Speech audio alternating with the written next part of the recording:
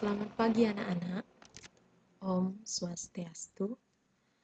Pada pertemuan kali ini, masih dalam keadaan pembelajaran daring, karena kita tidak memungkinkan untuk pembelajaran tatap muka, jadi Ibu usahakan agar kita bisa bertatap muka secara online. Jadi, hari ini sebelum kita mulai pembelajaran, ada baiknya Ibu perkenalkan diri dulu. Perkenalkan, nama Ibu Nilo Hermayani, pengampu mata pelajaran matematika. Dan selanjutnya kita akan bekerja sama untuk sama-sama belajar dalam pembelajaran matematika ini selama 1 tahun. Jadi, mudah-mudahan kita bisa saling bekerja sama agar kalian juga memahami pembelajaran meskipun dalam kondisi seperti ini. Perkenalan kita cukup sampai di sini dulu. Dan sekarang saya akan lanjutkan untuk memperkenalkan apa sih yang akan kita pelajari nanti dalam pembelajaran daring matematika ini. Jadi, media pembelajaran yang akan Ibu gunakan adalah berupa psikologi, dan mohon karena kode akses sudah Ibu bagikan ke grup matematika, mohon silakan semua siswa untuk join agar nanti tidak ada permasalahan saat Ibu mengadakan ulangan harian. Kemudian di Google Form, mungkin di sana tugas-tugas akan senantiasa dikumpulkan pada Google Form atau pada link yang akan Ibu berikan nanti. Kemudian WhatsApp itu seperti biasa, info-info akan datang melalui WA grup matematika kita. Lanjut ke quizzes, nanti mungkin saja Ibu akan adakan games-games khusus. Ini ada di quizzes. Kalian yang kelas 12 pasti sudah mengenal yang namanya quizzes. Kemudian lanjut ke KKM. KKM matematika itu adalah 75. Mohon diingat, jangan sampai nanti ada bertanya berapa KKM matematika, yaitu 75. Lanjut ke pemetaan kompetensi dasar atau KD dalam semester ini dulu ya. Semester ganjil. Itu ada 5 KD beserta KD pengetahuan dan KD keterampilannya. Yang pertama itu KD 3.27, mengevaluasi kajian statistika dalam masalah kontekstual. Sebenarnya pemetaan ini sudah Ibu upload di psikologi, tinggal kamu baca, pahami, dan sekarang Ibu jelaskan sedikit saja biar ada pemahaman dan perkenalan kita. Kemudian lanjut ke KD yang kedua, yaitu KD 3.28, menganalisis ukuran pemusatan data tunggal. Ini di SMP pasti sudah dapat, mungkin lupa ya. Jadi bisa di searching di Google. Dan data berkelompok. Nah, mungkin nanti ini yang akan lebih banyak Ibu jelaskan. Kemudian setelah itu kita lakukan penilaian harian pertama.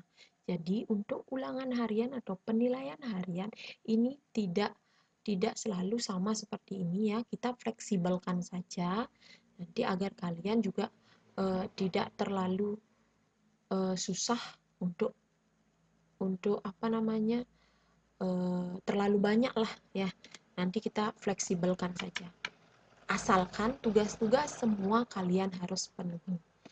Lanjut ke KD yang ketiga, menganalisis ukuran penyebaran data tunggal dan data berkelompok.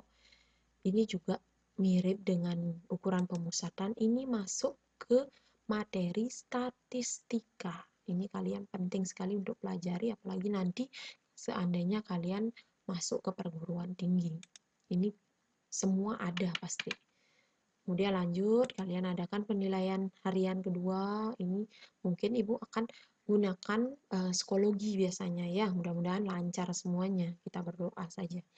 Kemudian lanjut ke KD 3.19, menentukan nilai variabel pada persamaan dan fungsi kuadrat. Nah, ini nanti bisa kalian searching juga ya. Kemudian kita lakukan penilaian harian 3 dan ingat ada PTS-nya juga. Jangan sampai lupa. Dan lanjut ke menganalisis operasi komposisi dan operasi inverse pada fungsi. Ini semuanya berkaitan dengan fungsi baik linier maupun nanti kuadrat. Jadi mau tidak mau nanti sedikit demi sedikit mari kita pelajari bersama-sama. Dan penilaian pembelajaran yang akan diberikan, yang pertama itu sudah saya sampaikan, ada beberapa tugas nanti di setiap KD. Dan saya ingatkan sekali lagi, jangan menunda-nunda tugas.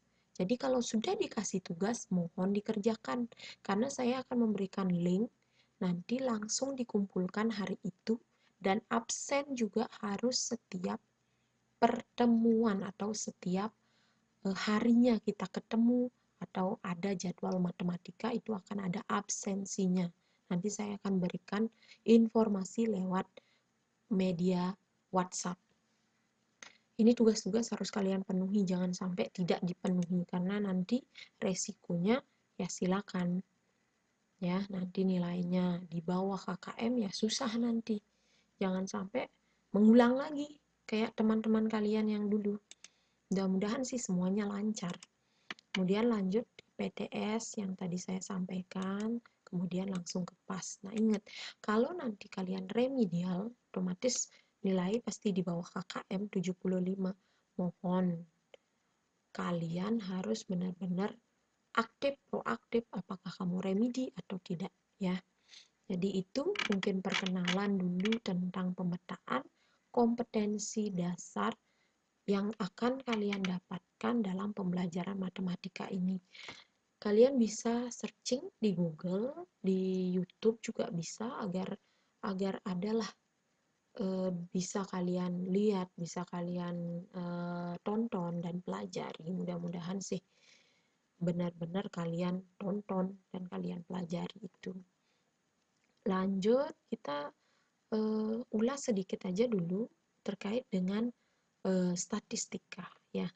Saya langsung ke inti materi saja. Yang pertama, nah ini statistika. Ya. Jadi statistika, untuk pengertian statistika itu apa? Silahkan kalian cari di Google ya. Jadi tidak selalu Ibu yang memberikan segala sesuatu terkait dengan materi tersebut. Jadi kalian bisa searching di Google apa itu statistika, apa itu data, silahkan. Ibu hanya akan menjelaskan tentang ukuran pemusatan data dan ukuran penyebaran data. Nah, ukuran pemusatan data, apa itu ukuran pemusatan data? Silahkan nanti dicari lebih lanjut lagi. Yang jelas untuk pemusatan data itu ada 3 ya. Jadi ada mean, median, modus ya. Mean, median, modus ini kuartil sebenarnya masuk ke penyebaran data ya. Masuk ke penyebaran data ini.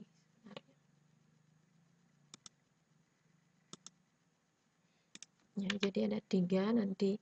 Ini untuk data tunggal dulu. Data tunggal di SMP semua sudah dapat pastinya. Saya tidak akan susah-susah ngasih materi. Yang penting kalian mau diajak belajar dulu. Nah, ini contohnya. Rumus kan kalian sudah tahu. Bagaimana mencari rata-rata atau biasa dinamakan min. Ya. Jumlah data dibagi dengan banyaknya data. Jadi simbolnya adalah seperti ini. Nah, ada X, di atasnya ada garis, itu namanya X bar. Dibaca X bar. Saya contohkan satu ya. Misalkan ada data 4, 2, 3, 5, 6. Nah, berapa rata-ratanya? Saya yakin kalian pasti tahu, nggak mungkin nggak tahu. Ya, jadi tinggal diapakan? Nah, cari dulu jumlah data. Namanya aja jumlah, pasti dijumlahkan. Jadi dihitung jumlahannya. Oh, ternyata dapat 20. Kemudian carilah banyak data. Banyak data itu apa? Ya, lihat berapa ada data di sini. Oh, ternyata ada 5 atau 5 angka. Itulah banyak data. Bedakan jumlah data sama banyak data. Bedakan. Ya. Jadi kalau jumlah ditambah, kalau banyak ya dihitung ini berapa angkanya, ada berapa dia. Sehingga setelah itu didapatkan ya tinggal dibagi sehingga dapat ya. Jangan sampai nggak bisa pembagian ya. Sudah kelas 3 jangan sampai nggak bisa pembagian. Ini baru yang gampang ya untuk data tunggal. Kemudian lanjut ke median. Silakan bisa dibaca sih sebenarnya median. Median itu adalah nilai tengah. Jadi bagaimana langkah-langkahnya? Nah, ini sudah ada langkah-langkahnya. Urutkan data dulu. Nah, kalau ada data begini, diurutkan data yang terkecil sampai data yang terbesar. Kemudian bagi data menjadi dua bagian yang sama. Cari tengah-tengahnya dengan cara mencari letak median. Sebenarnya kalau data sedikit, gampang cari median ya. Tinggal urutkan, terus cari yang di tengah-tengah. Mana tengah-tengah angkanya? Nah, ini 2, ada berapa angka ya? Ada 7 ya? 2, 4, 6, 8, ada 9. Berarti ganjil ya. Pasti dibagi 4, ini 4, ini juga 4. Jadi tengah-tengahnya adalah 6 ya. Atau boleh menggunakan ya rumus bisa. Banyak data ada 9. Letak mediannya, nah ini. Kalau dia ganjil ya. Atau kalau dia genap juga bisa ini pakai letak median. Di mana N merupakan banyak data. Kalian udah tahu banyak datanya berapa kan? Dihitung 1, 2, 3, 4, 6, 7, 8, 9. Oh, ada 9 data ya. Jadi N-nya 9 tambah 1 dibagi dengan 2. Oh, ternyata ada sama dengan 5. Berarti data ke-5. Sekarang hitung dari data terurut. Yang mana data ke-5? 1, 2, 3, 4, 5. Oh, inilah data ke-5. Jadi hasilnya adalah 6. Itu boleh. Ini kalau datanya banyak, ya pakai rumus saja. Kalau datanya sedikit, ya pakai cara cepatnya itu. Ya. Nah, contoh kedua. Nah, ini kalau datanya genap. Ada 10 data. Urutkan juga. Nah, ya. Kalau pakai rumus silakan. Kalau enggak pakai rumus juga bisa. Bagi data. Kalau tengah-tengah pasti ada 2 angka. Nah, ini kalau enggak salah ya. Ini ada 4 ke samping, 4 angka. Jadi tengah-tengahnya ada 2.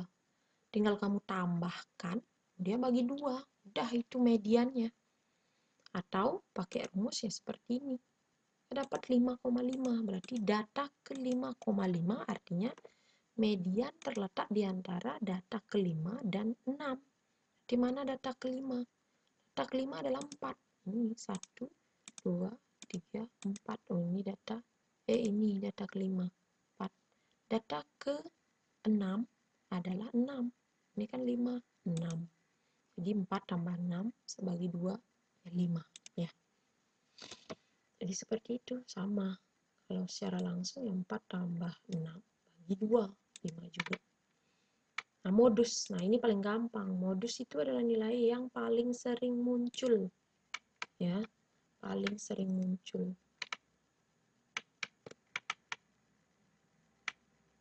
Jadi, data mana yang paling sering muncul, itulah modusnya. Ya.